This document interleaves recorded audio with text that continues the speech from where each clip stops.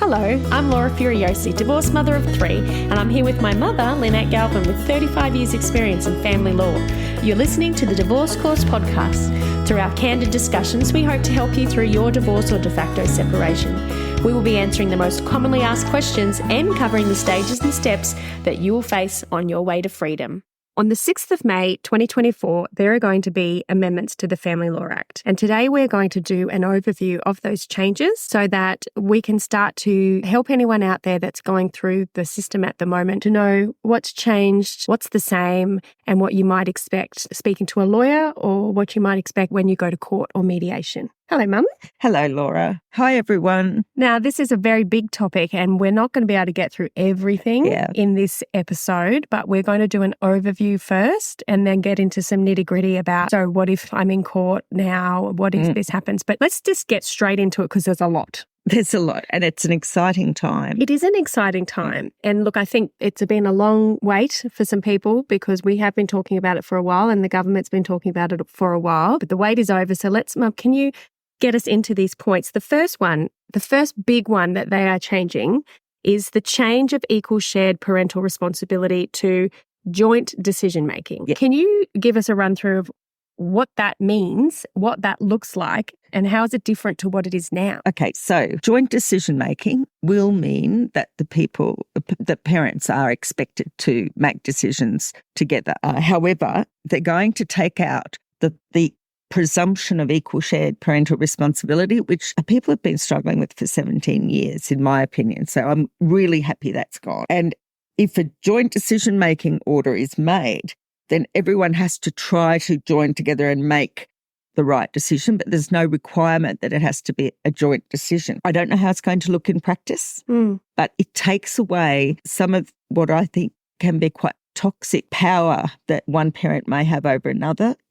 If you're required, if you've got equal shared parental responsibility under the old legislation, you would have to make these decisions together no matter what. So you're saying that, so the old one is equal shared, most people get in their orders or they're told that they have equal shared responsibility. Yeah, equal shared parental responsibility, it's the presumption of the court. So they actually start from that position. Even if you don't have a court order, they just assume...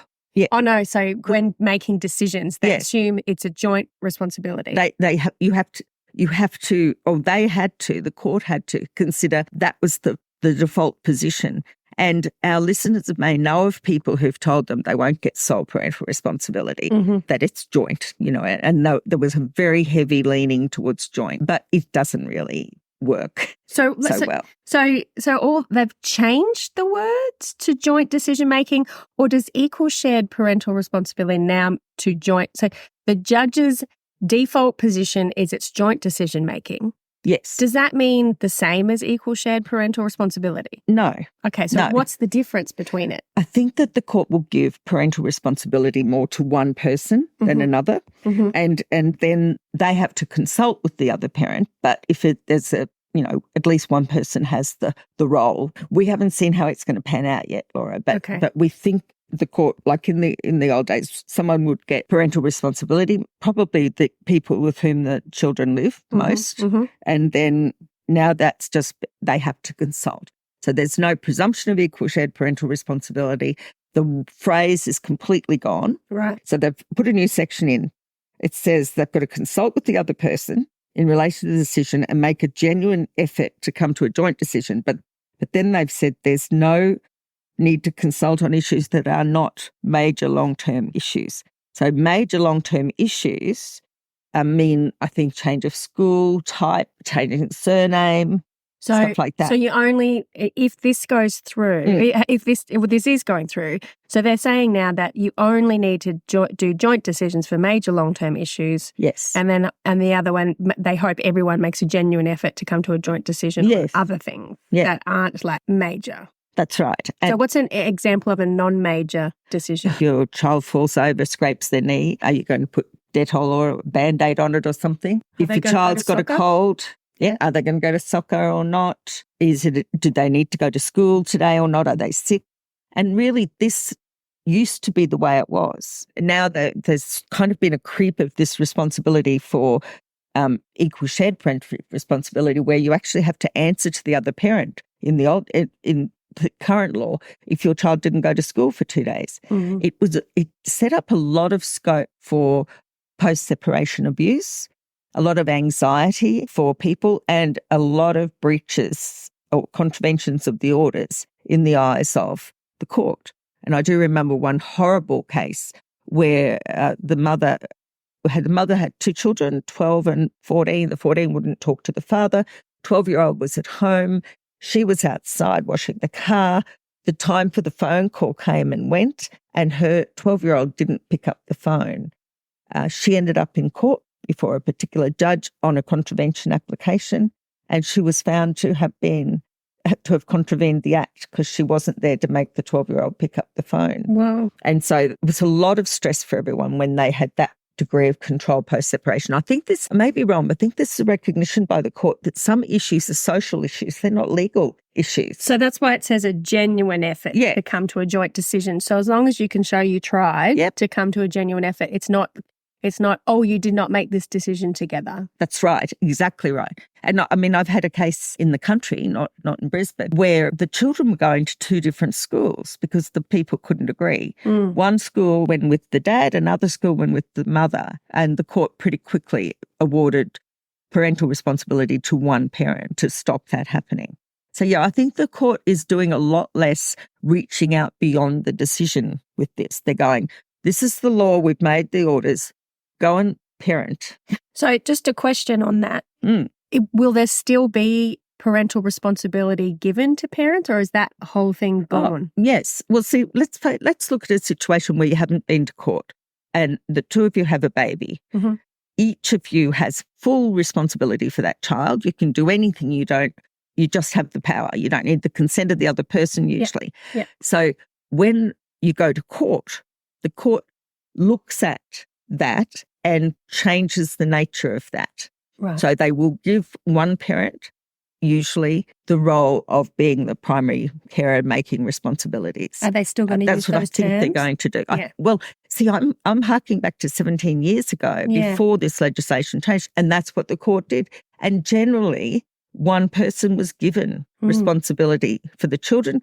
It really worked a lot better because that person was running the children's lives. And I heard a really awful thing the other day, and it said if you have, I think it was in that One Mum's battle, it says if the children spend equal time between the 2 households, they don't have 2 homes, they have no homes because I think they're just starting to talk to the kids who've come through this system. And that's what gets me to the next point. So they're taking out the equal shared parental responsibility and they're changing it to joint decision-making, and it's going to be less severe by the sounds of it, less punishments if you can't come to a genuine agreement.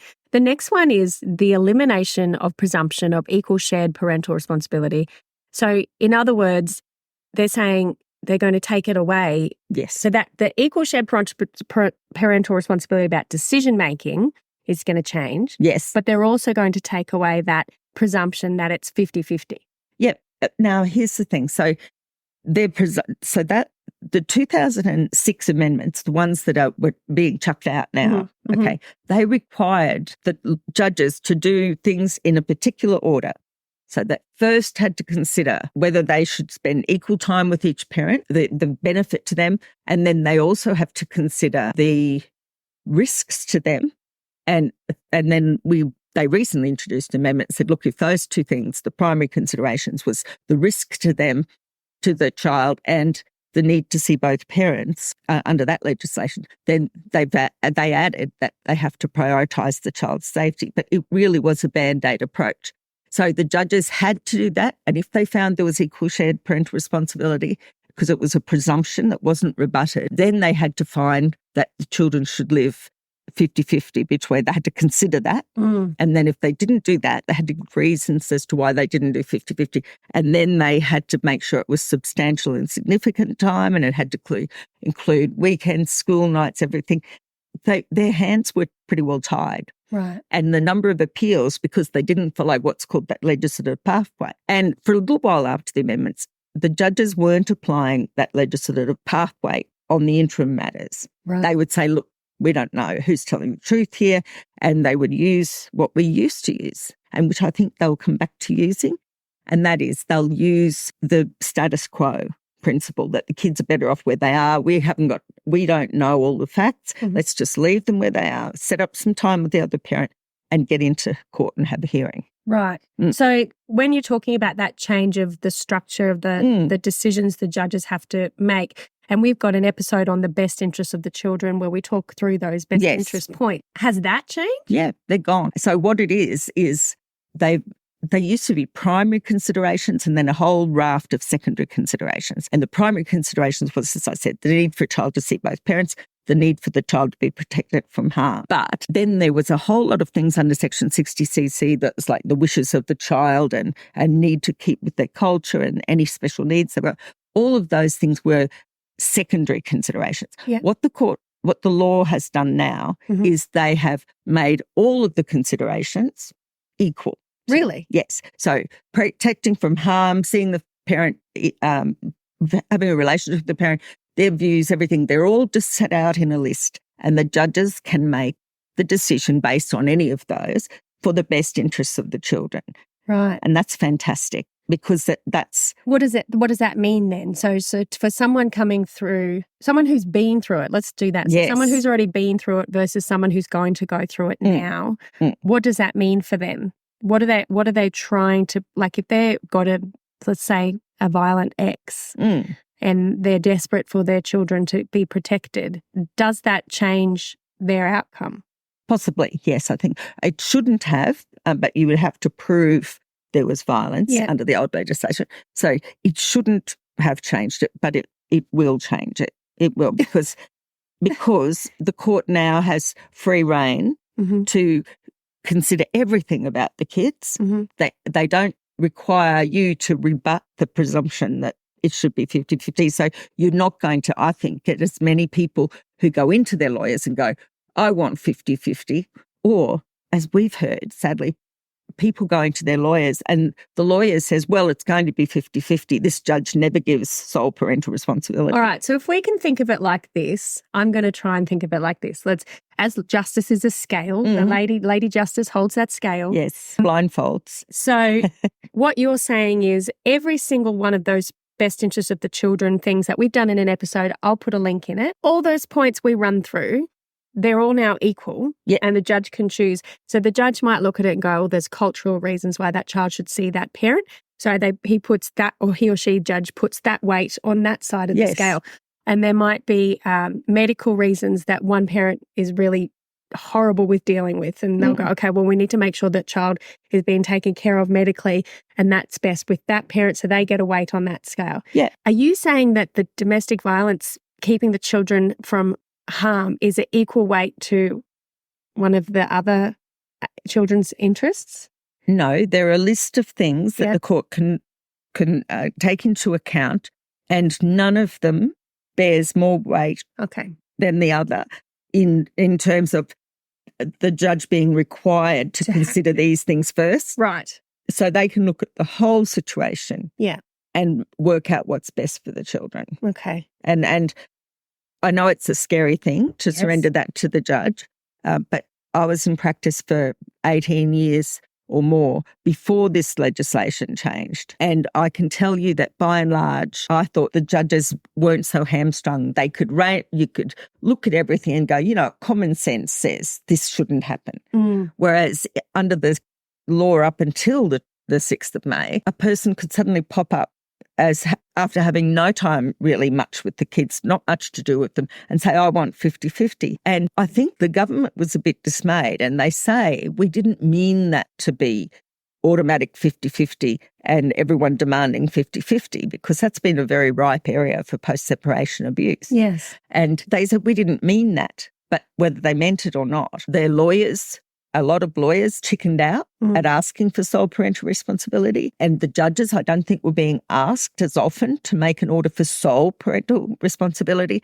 And so it became a kind of an avalanche of it's 50-50, 50-50, 50-50, and the poor kids are stuck in the middle. Let's run through these other ones and then I'm going to ask you some questions so you can fire away. Make this a bit clearer for everyone. But the other changes, Mum, is the codification of rice and aspirin. Now, if you've been a long time listener, you'd know what rice and aspirin is. If you don't, we do have some episodes that touch on that. You can reach out to us at thedivorcecourspodcast@gmail.com, or you can go to our website, thedivorcecourse.com.au/blog, and then you can just look up in there for rice and aspirin and you'll find some episodes on that. Yep. Now, Mum, what does the codification of rice and aspirin mean? Well, rice and aspirin is a case, and it was judge-made law. Like, it was a case that was decided back, I think, 1978, 79, and the courts are applying it because it's a precedent case. It was never in the Act, and now codification means they've put it in the legislation. Right. So it's now a law, basically. Yes. So could you explain really basically what was rice and aspirin? Rice and aspirin said that if you've got an arrangement that's working for the children, if you've got a court order that's working for the kids, then you can't go back to the court and ask them to make a change to it unless there's been a significant change in the children's circumstances. Well, that's great. So that's going to stop that post-separation abuse of constantly being dragged to court. Well, that's right, because whether rice and aspirin applied would have to be decided by the judge, and they could say, oh, that doesn't apply or this does apply. I mean, people will still try, but the court now has it in black and white that they have to consider what significant change there has been. Right. I think the biggest benefit of it, Laura, is for people trying to navigate this legislation and the process on their own, because it was kind of a mystery thing. Rice and aspirin. Yes. Yeah. And if you knew, you knew. And if you didn't know, you didn't know. You didn't know. And not really. You wouldn't find out till you got into court. And the other person might pop up, the other lawyer, and say, Your Honour, this rice and aspirin applies in this case. And they want it chucked out. Whereas now it's in the Act, you know it's there. You know you have to address that issue. Right. So that's for anyone who's wanting to go back to court after they've already got court orders. If something really bad happens or something crazy changes and the orders just don't work, significant changes, you've got to go back and get a change. Now, it's really interesting because it's a 1978 case from memory. And they started, I had never heard of it, even as a specialist family lawyer. I hadn't really heard of it until 2006 when they introduced the previous amendment, which was that presumption of equal shared care and presumption of equal time. And when the law changed to that, the court was worried, or the government was worried, that everyone who had orders that weren't 50-50 would try to go back to court to get them reheard and get a different outcome. And they were trying to think how to stop that. And they dug through the cases and came up with rice and aspirin. The premise of rice and aspirin is that repeated court appearances are detrimental to the children. Yeah.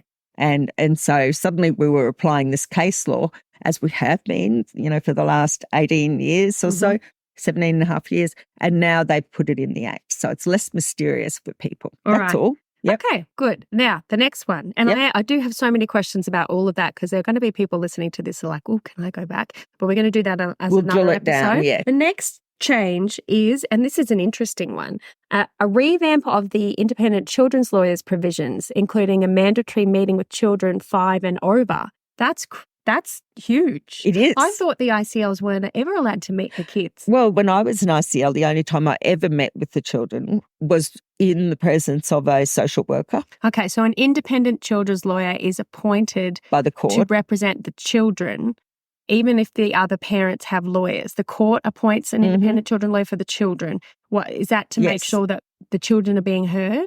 Their interests are being considered. So the case is RECAE that set out the guidelines, and it's where there's very high conflict. The court may think the parents hate each other more than they love their children and are going to lose sight of the kids' wishes. If there's a proposal to separate the children, the court will normally appoint an independent children's lawyer. If the parents have mental health or drug issues or any reason that the court thinks, I need the assistance of an independent lawyer for the children, and that lawyer used to issue subpoenas, talk to the children's schools maybe, or gather the information to present to the court that the parties might not have dragged out and given to the judge. So the judge gets a full picture. But one thing we never did normally was meet with the children, because a lot of lawyers, like I had 6 kids. I'm cool. I was cool with interviewing children, I thought. Yeah. But a lot of lawyers are just They scary. don't need kids. Well, So- and it could scare the child, but Why have they put it in? because I think they think the children have not been properly heard. Yeah. So if you get a family report, the kids' wishes come to the fore. Mm-hmm. If you get a little report, a best interest report or something from the court, the children are usually heard, child inclusive mediation. But the ICL who apparently represented them never got to speak to the kids. Mm. What worries me a little bit about it, to be honest, is that if the children tell an independent lawyer something, then that's something that's happened, and that might be the only person they ever tell. That makes the independent children's lawyer a witness in the case to get their evidence before the court. Well, how does that work? Yeah, I don't know. Because if that happens, if your lawyer becomes a witness in the case, they have to stop acting for anyone. They have to take the role of a witness and not the role of a lawyer. And so that's one worry I've got.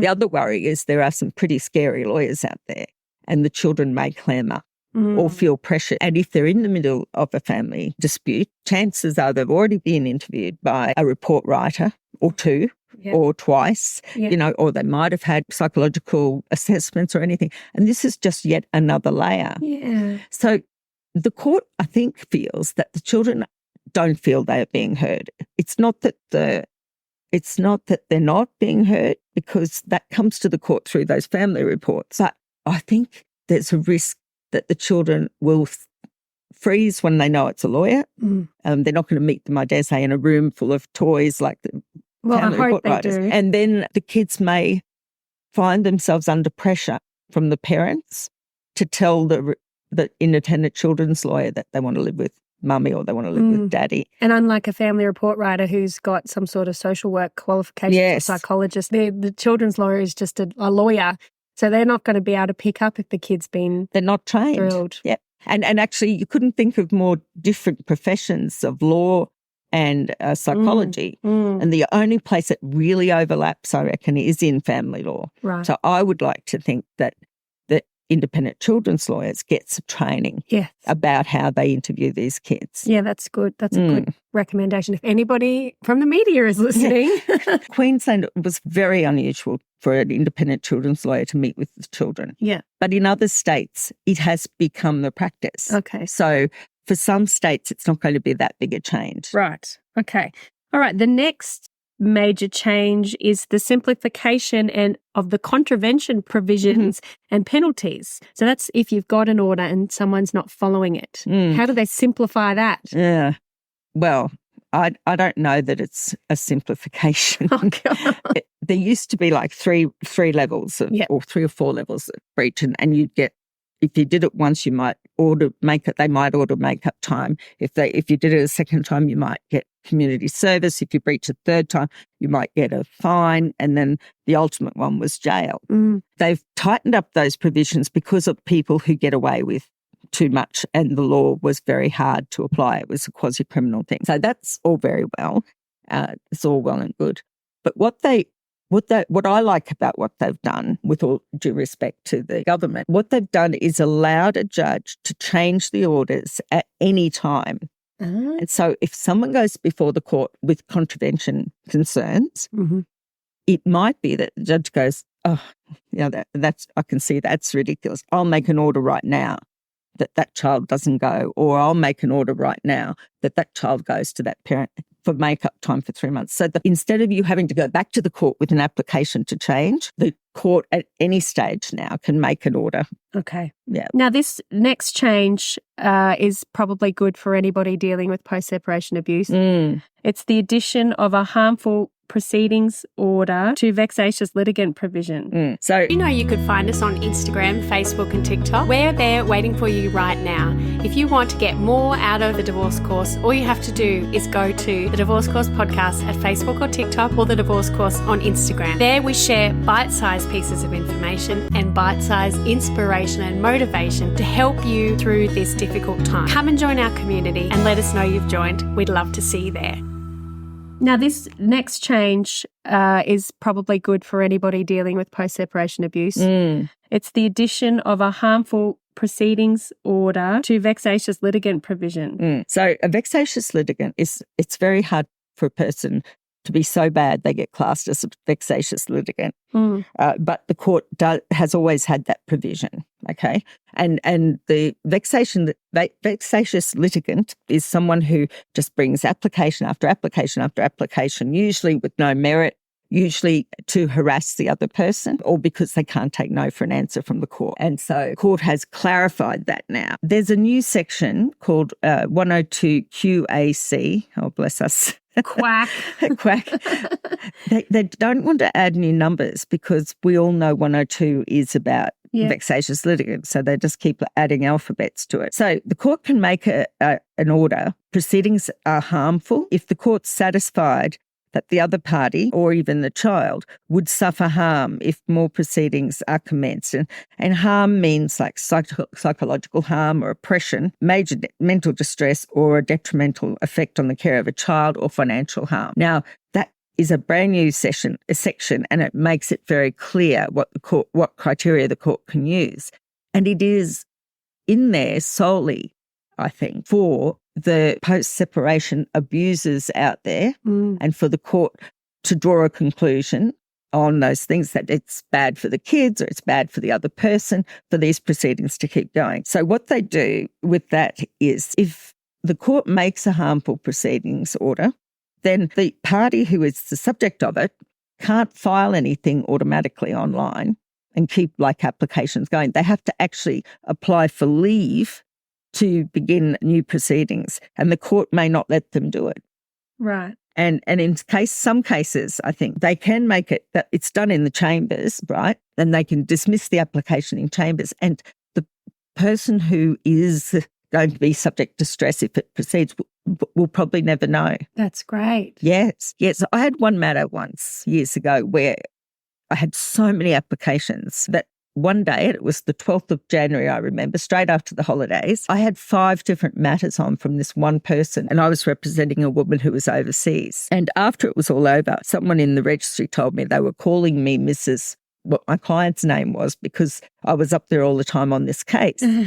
And I said, I couldn't believe how many this man filed. And she said, you should see the ones the registrar wouldn't file, so they were already operating a little bit that way. But this allows the judge, so if you've got a judge, they'll have a look at it and go, this is rubbish, this is just abuse, and chuck it out. Okay, it's good. That's good. That's going to stop. That's the coercive control post-separation Those abuse. people that are constantly being dragged to court for silly reasons. Yes. Even just going in there and the judge saying this is a silly reason and throwing it out, you still had to have gone to court. Yes. So that's going to take that away, which is great. Yeah. And don't forget we've got the central practice direction, which is the 4 core principles. Yeah. And in that, rubbish applications to the court may result not only in a costs order to the person who brings the silly application, but also probably to the lawyer, possibly to the lawyer who files it and fronts up when they know there's no chance. Yeah, that's great. Now, Mum, this last change, and then we're going to have to do some more in-depth episodes to get our heads around these individual points, but it is the revamp of the S121 publication restrictions. So I'm guessing that's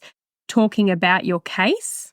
Is that what that is? In a way, well, mostly what it is, the change that they've made is to allow you to share your family report, really. So what they're worried about is they don't want you sending stuff to the open public. It's an indictable offence to talk about family law proceedings to the public if it identifies a person, okay, or a person concerned or a witness in those proceedings.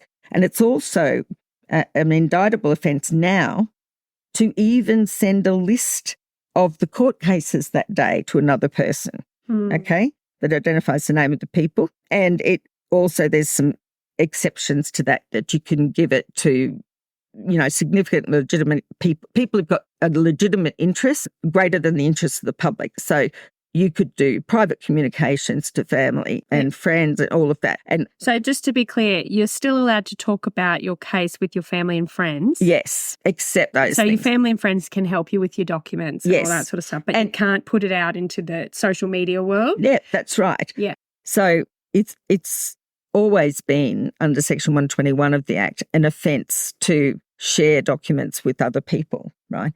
But now they're saying, look, that's really the public, really, and it doesn't include if we're talking to a person with a legitimate interest and in the subject matter of communication that's greater than the interest of the general public. The law was, as I understood it, that a family report couldn't be shared with anybody. So if you had, so the people who were the parents, for instance, and their lawyers and the court were technically the only people allowed to see the family report. The logic behind that was that sometimes some pretty hard home truths are stated in there. And if you showed that to your friend about the other person, that damages their reputation. And also, though, like ripples in a pond, it kind of expands the dispute. People start like talking about the things, the findings in the dispute. So I don't know why they are letting you do it, except that it was pretty lonely. Yeah, you couldn't get the support of your husband or new partner or your mother. For those vexatious kind of litigant people, if they found out that you did share that report with your friend or your family, they'd take you back to court as a convention, I guess. So I guess and it I came can up, see why they did that. Yeah, and it also came up a lot in cross-examination at final hearings because barristers would use it as a way to catch a person out in the law. And they'd say, so you've read the family report, haven't you? Yes, I have. And you've shown your mother, haven't you? Yes, I have. Well, do you know that's an offence? But it's not anymore. Right. Okay. But you can't go blasting it around social media or the public. Or letterbox dropping it or anything. It's got to be a legitimate interest. My recommendation to you would be to have a hard copy. If our listeners, you'll get it as a soft copy emailed. Yeah. But I think if you want to show anyone else, print out a hard copy and don't forward the email because you don't know where that's going to end up. Yeah. And I think only show family and friends that need help with. Yeah, or who are relevant to the proceedings. All right. So, Mum, basically that's a lot, and that's not even all of them. They're the major changes. So there's the change of equal shared parental responsibility to joint decision-making. Yeah. There's the clarification that joint decision-making order is made. It obliges consultation and a genuine effort to agree on long-term decisions, but there's no requirement for the decision to be made jointly. Yeah. So that's going to take a lot of pressure off a lot of people. They've eliminated the presumption of equal shared cared parental responsibility. So that's also going to be helpful for a lot of people. There's a change to the best interests of the children. It's putting it all together in one list. It's not prioritising those two, harm and the need to see the family. Then there's the codification of rice and aspirin, so making it quite clear what you need to do in order to get back into court. Back to court. Yep. There's a revamp of the independent children's lawyers provisions, including being able to meet the kids. Yeah. There's a simplification of contravention provisions and penalties, so they've made it a bit more easier to it's easier to understand. Yep. There's the harmful proceedings order that's going to stop post-separation abuse, hopefully. We're hoping that. And then the revamp of who you can show your stuff to, so you're not alone. Yes, but don't show your kids. No, of course. So now there's a lot of implications there, but just to clarify just this one thing, and then we're going to do a whole clarification where I'm going to ask you a bazillion questions about what this means and what does it mean for people who are listening. But for everyone who's listening, just so we're clear, these changes do not apply to anyone who already has an order. Unless there's a significant change and you overcome the presumption that more litigation is bad for the children. So you have to show it's so important that it's better to have more litigation. The court's going to try and shut it down. Yeah. So the other question I've got for you, if they've got joint parental decision-making, they're stuck with it. They're stuck with it. Right. Okay. But on the positive note, you as a whole are feeling quite positive about these changes. I am. It's kind of back to the future for me. Yeah. But I think that why the old routine prior to 2006 wasn't working was that it took a couple of years to get to a trial, 3, maybe 4 years, whereas now the courts have tightened that up and it's generally a year, if that. So when you had your interim orders for the kids, you were stuck with that until the trial, and the court was applying a kind of status quo thing, saying, why would we disrupt this? It's been 3 years. So it was almost as if your interim orders were going to become your final orders, whether you wanted them or not. Yeah. And so there were multiple applications. Sometimes people file 5 or 6 times this has happened. Can I have another night? Oh, we've been doing this well for a year. Can I have another night? And so the courts sort of now condense that. So they may start applying status quo again, and that is where the kids are on an interim basis. We haven't got time to listen to all the evidence. Let's just leave them there and sort this out at trial in 12 months, 10 months, 11 months. And I think that is going to undo a lot of the harm that the men's rights groups, frankly, got up in arms about. Those changes in 2006, and I probably offend some people, but I've looked at the submissions to the court, to our Law Reform Commission about those, and it was men's rights groups, men's advocates by almost 6-2. You know, there was one for separated parents, one person represented them, and that presumably had some women in it, and there was one for women, but the rest were, you think it might have tipped the scales in the wrong direction for fairness because it was an unbalanced.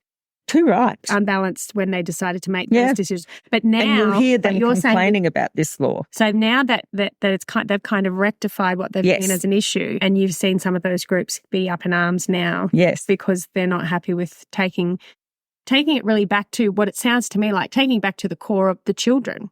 It's about the children. It's not about the parents. It's about the kids. And, when the government legislated these changes, they still have that the best interests of the child is paramount. But everyone has just started at the primary consideration, So they still have the international rights of the child sort of phrasing there, that the object is that children, should be loved and cared for by both parents and have involvement with both.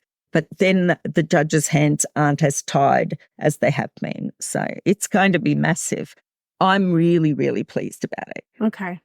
Well, we will dig deeper into this to see how this is going to affect you and your case, or what you're doing at mediation, and things that you can maybe be considering. Because, Mum, they've said that even though it hasn't come into effect yet, that you need to be considering this. You do. So we're recording this in April 2024. Yeah. And we've just had an email round from the court saying that even if you're filing before May 2024, 6th of May, you may not get your consent orders made in time to get under the old legislation, and the court will be applying the new legislation as and from that date. So if you've got orders, you should be getting them filed, if you're listening to this in real time, into the court if you want them to be made before the 6th of May, because if you're going to do it after the 6th of May, you have to address the changed legislation. And if you think your application might not get heard until after the 6th of May, the court says you've got to address these changes now.